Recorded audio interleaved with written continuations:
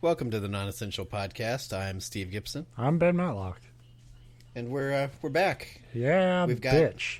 We're here. More kind of like October-y, Halloween-y, just fuck yeah, gruesome dude. stuff. Non-essential spooky fest in full swing here. I'm super excited. I'm not really. This is the fakest I've ever been on this show. I'm so fucking lazy today. I wish it was that for me, but it's the opposite. Today's workday just like constantly beat me down the whole day, so it's like, Thursday's a good day for that because I don't have anything else. I worked 8 days in a row after my vacation, and so yesterday was like one of those, like, I didn't get out of my pajamas like the entire day. It was fucking sweet. And then today's the day where you're like, you have to kind of come back to humanity and like shower and like I shaved and stuff. I'm like, oh wow, there's a person under this. Yeah, I admire people that can do that for multiple days in a row because they. Oh, you feel like a dirtbag after like 5 hours. So right, and there are certainly like Saturdays usually for me that, and of course, even now that our daughter's here, she's still young enough where you can get away with that still because it's not like you have to take her. Well, yeah. What's a baby going to do? Tell you smell bad? Right. So, like, it'll be Saturdays where you don't change out of what you slept in and you go back to bed in it, and it's like, cool. And then by the time, like you said, Sunday wakes up, it's like, okay, where's the fire hose? Yeah, it's like that scene in Pulp Fiction where they're, like, getting the blood hosed off of them. Right. Just like, wow, we look like fucking dorks. But yeah, so that was my Wednesday is usually my Saturday, and now today is kind of recovery and shit, and like, but yeah, I am actually, like I said, I love October. I love this time of the year, and I love the excuse to go even harder on the topics I'm already like addicted to every week when we do the show. Last week we talked about the a murder that happened in Germany that never got solved. Hinterkaifeck, I think I'm saying that right, or remembering it right. You at least have the right idea. You have as good of an idea as I do after writing that up for hours. And so, that was a feel-good story that I hope kind of brought everybody up and got them in the... whole family axe murdered. Hey, everybody, let's gather around and hear about how we could all very well die. And shockingly, you probably saw me talking about it on Twitter. I came across, it takes me days to like do a topic, but not because I focus on the topic and spend that much time on it. That'd be professional. More like I start with a vague idea of what I want to look for, and then I'll get like kind of search around and find some stories and be like, okay, those sound cool, and then. Like the last 2 or 3 days before we record, that's when I sit down to actually like, okay, let's put this together. Which genuinely, it is procrastinating for sure. I'm the same way. But it's also, we've talked about it before, it's how it kind of stays fresh in our head also. Unless you find something that you're so passionate about that like you can talk about it or look at it 13 times and still be like... Yeah. Woohoo! Like Dark Souls. Every week. We could do a show about Dark Souls every fucking week, but we don't. So anyway, I found this topic, and what I was really looking for is like I wanted to find a ghost story that's got like lore behind it, and the place that people might visit to try to experience the ghost, but something that was based in, they're all more or less based on real events and like real tragedy and usually murder. Yeah, and then you get to some of the historic ones, and then there's, of course, question, well, did it ever actually happen, or is that, like, is the real part the part that, like, is also lore? But this one was, a relatively recent tragedy, and it's like, okay, cool, a ghost story based on something real. When I sat down to research it, I'm like, yeah, that's too not... That's, like, too fucked up for even our show. By the end of it, you're wondering if you are real? That's what I'm looking for. I want the story that makes my brain finally snap. And it's like... Yeah, and this wasn't like anything bizarre, but it was just all the crimes. It was a crime spree, and they were very violent crimes, and the average age of the victim was like 6. And I'm like, you can't really make that entertaining. That's just fucking horrible. Well, I mean, we can't... you can make that interesting. You certainly can't. Interesting, yes. You certainly can't make like, it where we tend to fall back on is smart ass humor. Yeah. But that's also not the criteria for the show either. The only criteria was, hey, is this interesting? Yeah, well, and I thought it would be really funny to like find the topic you were talking about, and then I just bring it next week. You could, but it boils down to some fucked up dude raped and murdered a bunch of children, and then now they say their ghosts are here, and it's like, hey, that's the thing. Like, we talked about the murder at the farm last week, and like to me the least interesting part of that story is like the brutality of the murders. It's why I don't dwell on like those details too much when I do those types of stories, because it's like, I'm not trying to like make people fucking sick here.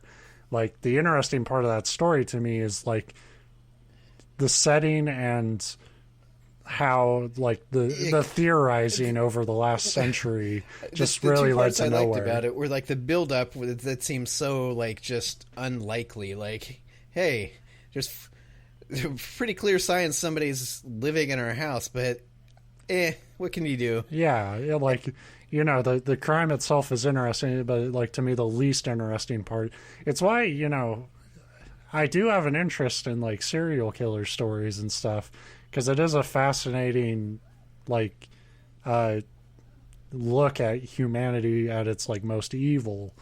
But I don't bring a lot of those to the show, because it's always like, it's really like, you realize, oh, there's really actually not much of a story to this. It's just monstrous acts.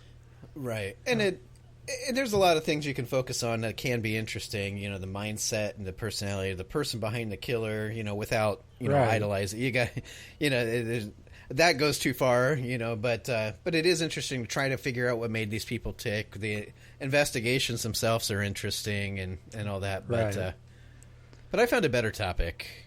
Cool.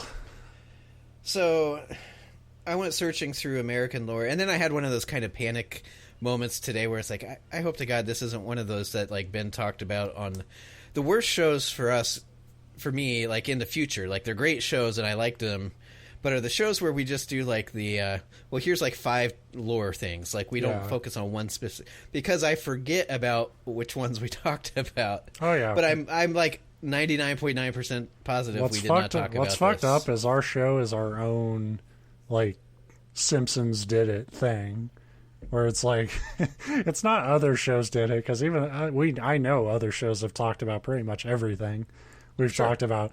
It's when we like rip ourselves off that I was just like, oh fuck.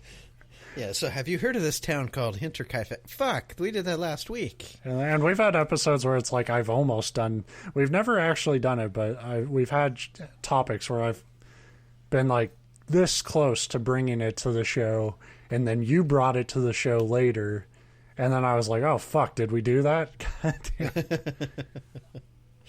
Yeah, so I was worried about that. I'm sure we didn't cover this, although I wouldn't be shocked if you've come across this, because it's kind of right up your alley with like the folklore, but also kind of paranormal.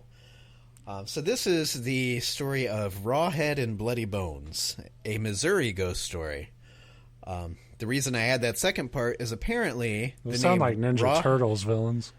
They do, but it's one person. It's the whole name of the thing is Rawhead and Bloody Bones. Like, they just started describing every aspect of it. Like, I think its formal name is Rawhead and Bloody Bones with some toes and sharp teeth and big glowing eyes. But I specify a Missouri ghost story because apparently, as ridiculous as that name is for this entity, it's also very common, and I found about 5 different tales throughout the country that the ghost is called Rawhead and Bloody Bones. So this is the Missouri one, although it appears to take place in Arkansas. So yeah, folklore is fun. So Missouri is just taking credit for shit. I guess. And then this it's apparently all the South, and this story appears in a book called or it ends with the links to, you can read more North Carolina ghost stories. Spooky. So it's like, what the... But the location in this story, I looked it up and it's a real place. You'll love it when we get to it, and it's Arkansas. So it's a Missouri ghost story that takes place in Arkansas. That's in a book about brought North Carolina to you by ghost North stories. Carolina. Right. I started to write notes, and then I realized that this version, there's different, like most folk tales have. It's like there are different versions, and it's like as if people, because they tell the stories around the campfires or whatever. I started making notes. I'm like, fuck it. This version is the one that I'm going off of, and I'm not going to read it word for word, but I'm using it as my notes. So I'll throw. We always have the credit, the citations. So we're post, paraphrasing a lot. Yeah, basically. The citation's always in the post, but I will say up front, this is Rawhead and Bloody Bones, the Missouri version, as told by S.E. Schlosser. And I probably fucked that name up, but whatever. Have an easy name, goddammit. Right. And know your geography. Jeez. Apparently, so this, it's kind of a ghost story, a paranormal story, and it starts way back when. It doesn't give a specific date. Deep in the woods of the Ozarks, and that's what the Ozarks kind of span all those states, so whatever. But apparently there used to be a scrawny old woman that had a reputation for being the area's best conjurer or witch. She had black and gray hair, and right. Funny eyes, one yellow, one green, a crooked nose. Basically, it goes on to describe your cliche witch, which is probably just flavor text for the story. Her name was Old Betty. She sold kind of like herbal remedies. It's just what's funny to me is a lot of times us in the past, the historic us, viewed anybody that could actually put herbs together to cure ailments. They're like, you're a witch.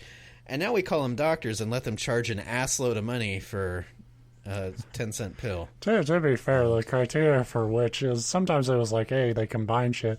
In America, it was also like, you can read. You're a witch. It actually mentions that.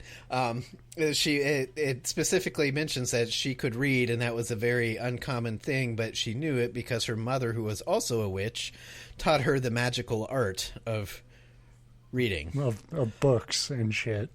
Which is, again, how we know that this is a Southern ghost story. Oh my gosh, you turned scribbles into words.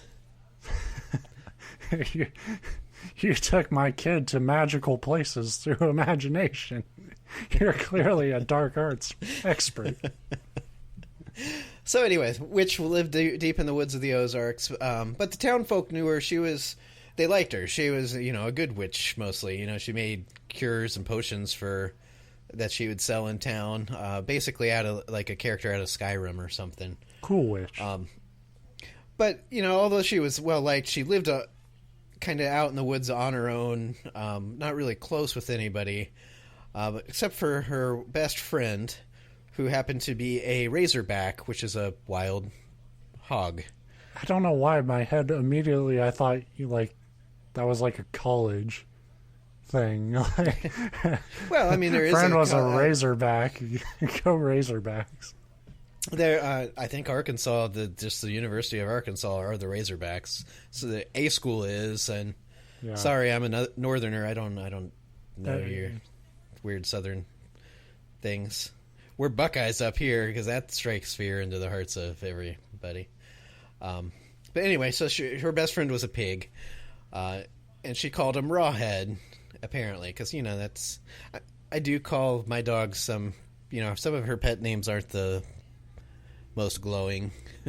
I mean, my dog Rawhead would be pretty appropriate. The way she bangs her head on fucking everything.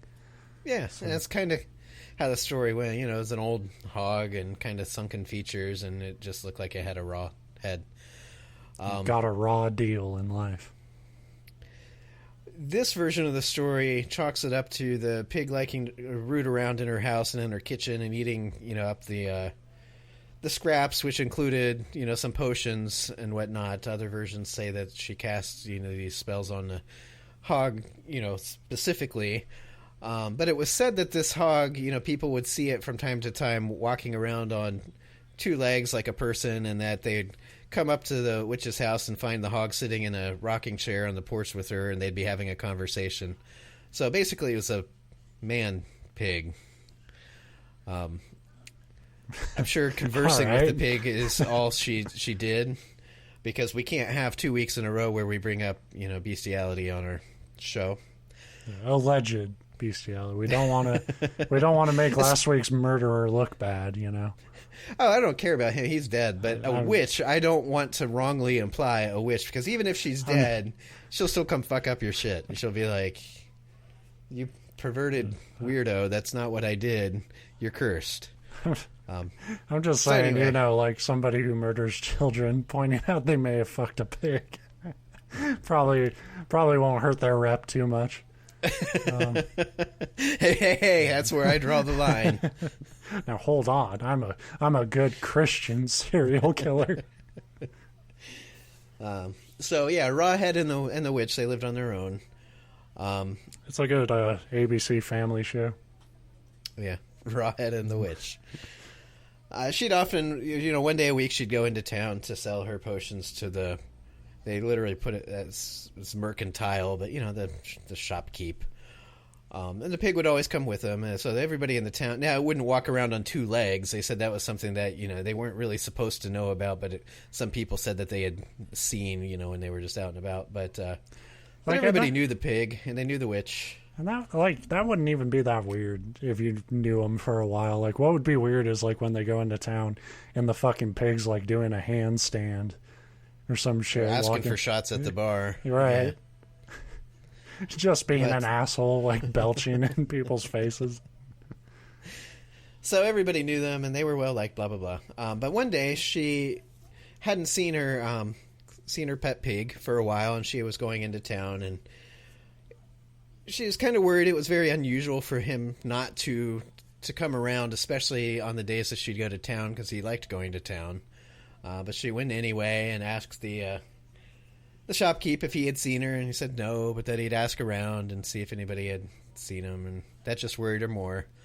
So when she got back home, she brewed up a concoction and poured it into a plate, and it sounds like it was basically like the I don't know what it's called, because I don't like them that much. My wife's the fan, but the thing from Harry Potter where they can like look into the liquid and see stuff. So she casts this potion, and she looks in, and she sees a vision of her pig Rawhead in the woods, and then she sees this poacher that they know from the next town over, and long story short, yes, the poacher kills the pig and takes it to town to be butchered, which kind of pisses off a witch, which is, again, what I said is something you don't want to do. Yeah. Is it poaching? Like, can you not hunt wild pig back then? This like it's an honest mistake. All the stories that I read it either as this guy was coming in from the next town over to hunt their pigs, and that was something you shouldn't do, or another version was that he specifically knew it was her pet pig and knew where to find it, and that's why he went after it, because it was easy. So he was like, it was easier than like hunting it down. Right. He was like that Clayton fuck in Tarzan, who's just like, he's like, hey, we'll go into the jungle, and I solemnly swear I won't shoot these monkeys, even though I brought a rifle and I really want to shoot a monkey, and I keep talking about it. Right. Yeah. Right. Gotcha. So, but anyway, so the town that the guy was apparently from was Hogscald Hollow, or Hogscald Hollow. That's like a Valhalla for pigs. Yeah, it's a real place. That's the thing I was talking about. I fucking looked it up, and it can go both ways. You can break up Hogscald into two words, or it's just one Hogscald Hollow. And not that I didn't know that there's places actually called whatever Hollow, but Hogscald Hollow. I'm like, that's such a made-up name, and I Googled it. I'm like, nope, right there.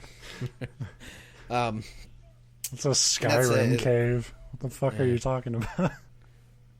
And apparently it was a town where a lot of people took hogs to be butchered, which is probably where the name came from. So anyway, Betty was very pissed off that her best friend was killed and butchered. Understandable. So she cast another spell. This one describes it as when she was done, casting the spell, a silvery bolt of lightning shot out from her house and over the hills and through the woods. But instead of going to grandmother's house, of course, it went to the hunter that killed her pig. I mean, there's a few ways to become the Highlander, and one of them is your fucking pig friend gets killed, I guess. Right. So the spell that she cast, it seeks out the pig, and the lightning bolt strikes it in the skull. And so at this point, the skull, basically everything's been stripped, all the meat, and you know how hogs' heads look after they've been butchered. It's not pure bone because there's still little bits stuck to it. But incredibly happy. Yes, with what's gone especially down. when you put an apple in their mouth, because who doesn't like having an apple shoved? What the fuck is that? Like, who the fuck thought that was a cool thing to do at all? I know, that just seems like taunting the animal further. I eat meat. I'm not against eating animals, but it seems weird to then play with the body afterwards. Yeah, well, like, who decided that was the presentation touch that was neat? Like, I would get the fucking head out of there. Like, No. You want to remember that this creature was just enjoying a fucking apple, and you shot it and peeled the flesh off of it. Like, we've accepted that as like a normal thing. Although I don't know how often it's done now. Like, that's something that we as people have done forever, is put an apple in a pig's mouth. But could you imagine if we were just like, plopping a cherry in like a fish's mouth or something when we served it, and just... But it's got to be something they actually eat. So it's like, here's your sea bass. There's a giant fucking worm sticking out of the mouth. Right. Enjoy. There's just a fucking tapeworm just hanging out of the mouth of this trout. Anyway, long story short, this lightning bolt strikes the skull and basically reanimates it. This describes it in the most cartoony way possible, so of course I loved that. I said, the skull started rolling until it got to the pile of its bones, and then they started to reassemble, one by one until it was a full body, and then it picked the head up and put it on top. It's like, cool, you've watched Disney cartoons. I'm like totally seeing it in like that Evil Dead kind of stop motion. Stop motion, exactly. Yeah. That's exactly how I picture it. Like corny. And then it would dance with Michael Jackson. And play its ribs like a xylophone. Fuck yeah, dude.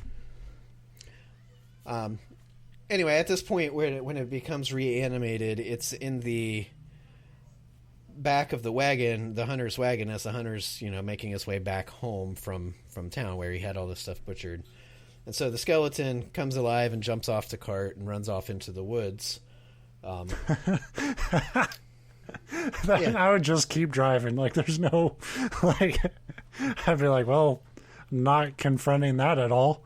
Back to town. The hunter apparently didn't see any of this happen. He was too busy, driving his horse and whistling, which is what I love in these stories, because we recite it as fact.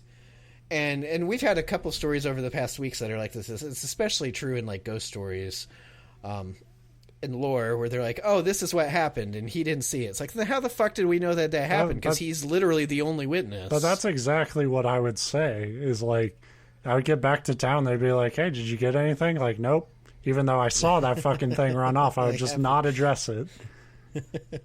There's been some reports of a skeleton running around. You guys are crazy. Yeah, I don't. That sounds made up to me. Witches? I pissed What? my pants because I drank too much. I'm not because I was scared. Nah. Yeah, I fully admit it. Yeah, whoops, silly me. Fucking moonwalking skeleton pig. You're out of your mind. So the skeleton runs off into the woods, which you'd think is like the best possible thing to happen if you just killed a witch's pig and she brought it back to life as a animated skeleton, is for it to just run away. You're like, oh, thank God. But apparently, the reason it ran into the woods was to arm itself. Yeah. So it went and it found a dying panther, mountain lion, whatever, cougar, whatever they have in the Ozarks, and took its fangs. Then it found a dead bear and took its claws. And then it found a rotting raccoon and took its tail. Because, you got the fang and the claws, and it's like, okay, now what I need is a bushy fucking tail. That's fucking hilarious. Just that, I just imagine this hunter just being really confused. Well, I like to think that last choice had nothing to do with, like, supernatural revenge. It was all like, pigs have that stupid little curly tail. Right. And it probably always had tail envy. Every time I'd see a raccoon come around, it's like, man, look at that luscious fucking tail. And so it's like, well, now that I'm supernatural, I'm going to just fucking stitch this thing to my ass. Yeah. Like, look how pretty I am. Well, I'm just like, I'm getting visions like you didn't watch Ballad of Buster Scruggs, right? Not yet, no. But there's like a story in that movie where like it opens with a guy like trying to rob a bank, and the banker like has a shotgun under the counter, and like they get into kind of a gunfight, and then like the banker runs away, and the guy robbing the place tries to go away too, but then like out of nowhere, just around this corner, the banker comes back covered in cooking pans and just charges him. I'm totally getting that image from this fucking skeleton pig. So yeah, the pig goes and he levels up, I guess, and then races back to the hunter's barn and beats him to the barn, because I guess you can run pretty fast when you're a skeleton pig. When fucking living rules don't apply to you, hell yeah. Yeah, I mean the raccoon tail could be the suit from Super Mario that let him fly. No, I think it's genuinely like, I started a new workout thing a couple days ago, and I wanted to die halfway through it, and I knew if I did die, I could pull this off, and I could do this workout routine every day. It's just this pesky heart of mine preventing me from doing everything. Fucking organs and body, useless. Get out of my way. Make me a skeleton. So he beats the hunter to his barn, and he goes in the pig hides up in the loft, because that's what you do in a barn. So when the hunter gets home and he goes to put the cart and the horse away, the horse is kind of spooked. The horse can sense the pig up in the loft because the animals can sense other animals, and that's a true thing. Yeah. So the hunter starts looking around to figure out why the horse is so spooked, and he can see the shape of somebody up in the loft, and he can just kind of make out the eyes, the big, large pair of eyes staring down at him. So the hunter, of course, thought it was one of the local kids fooling around in his barn. And hey, you fucking pig kid, get out of my barn. Every story lists this next couple lines the exact same way, so these are the direct quotes in this folklore that totally did happen. So the hunter looks at what he thinks is the kid, and he says, "Land O'Goshen, what have you got those big eyes for?"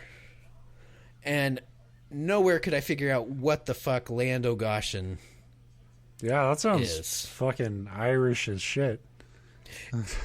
To me, it sounds like some kind of, like, not butter margarine product that you would find in a gas station, like a knockoff of Land O'Lakes. Like, here's some Land O'Goshen margarine. Like probably won't make you go blind. Like, it sounds like an Irish club you would hit someone with. Land-O-Goshen. Like a Shillelagh or a Land O'Goshen.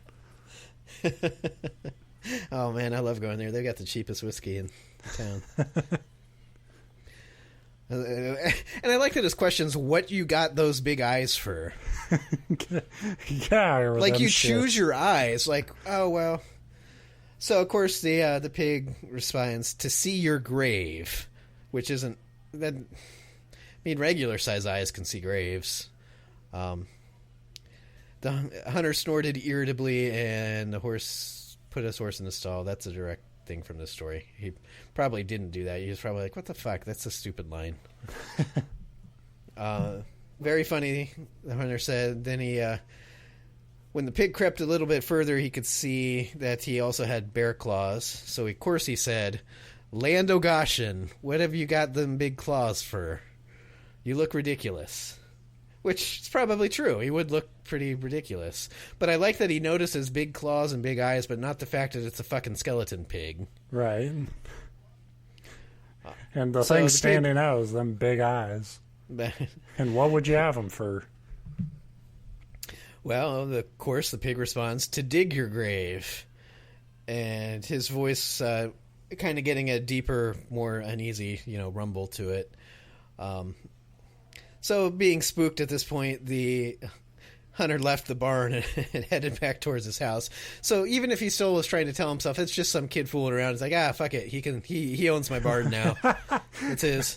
Well, he threatened me good. I guess what's mine is his now.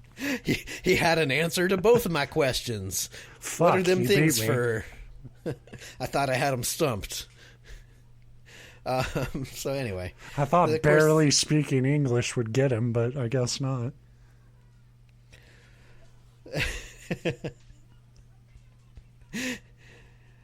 Of course, the pig races to the house and beats him there. And as the hunter comes around the corner and he sees him, now he notices the raccoon tail, but it's still apparently not the fact that it's a corpse pig.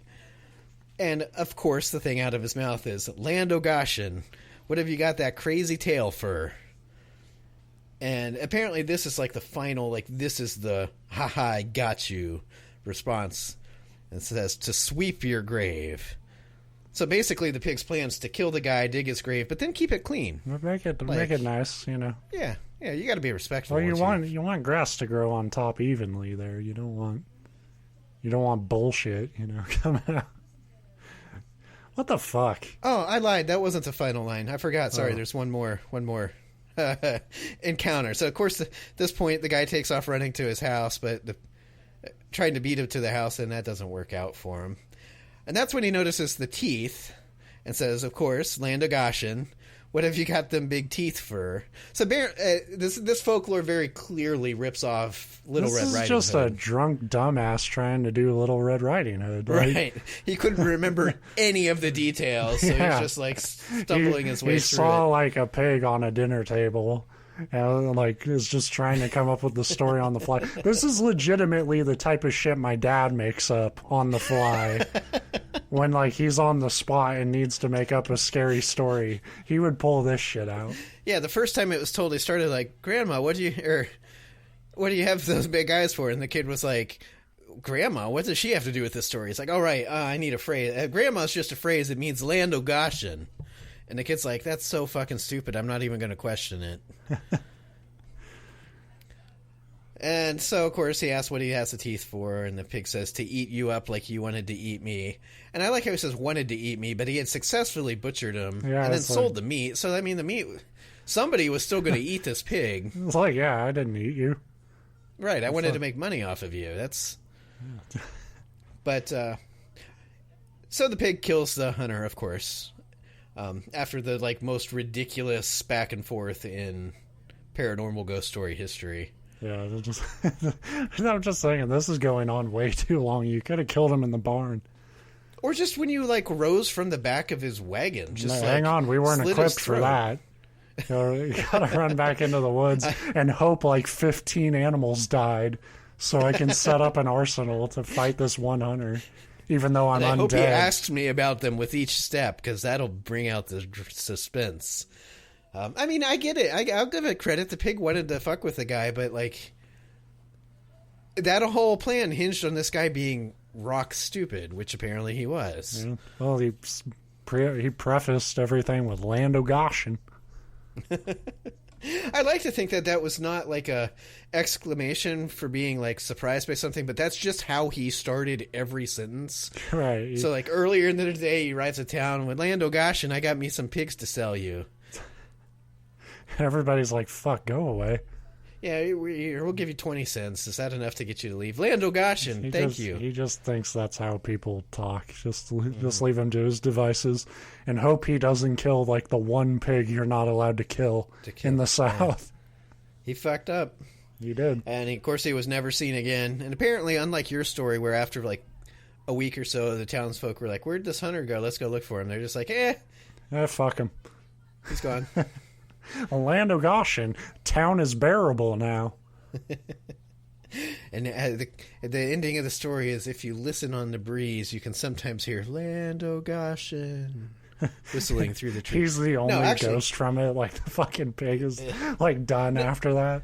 No. That's the real ending of the story. Is this is what sold me on, like, I got to tell this story. Well, the Lando Goshen had me, but I could have just brought that up and said, yeah, I found the stupidest phrase I've ever come across. But so the way that this lore ends, because every lore, this is like what happens, but it's not really like, the tale has to lead to something. Like, to this day, the pig still roams the countryside, which is exactly how it ends, except with a caveat that when the pig is spotted, rarely, in the moonlit nights in the forest and the hills of the Ozarks, it is spotted riding the hunter's horse, wearing the hunter's overalls. That's fucking great. Right. Okay. It's the fucking stupidest monster. Right. And it even specifies that it cut out a hole in the overalls for its raccoon tail to stick out of. So he still has the fangs and the claws and the raccoon tail. Coming to and Disney we're laughing Channel. about this. Well, that's part of it, and it's kind of part of the only way I picture a wild boar anyway, but part of because one of the websites I came across had this as one of the graphics. But I'm picturing Pumbaa from Lion King. Oh, yeah, totally. But as a skeleton with all this stuff, like, just basically taped to it, I guess. Oh, dude, this is totally a Timon and Pumbaa creepypasta. Yeah. Like, absolutely. And it's funny because you picture it in your head and you're like, that's the most ridiculous thing I've ever heard.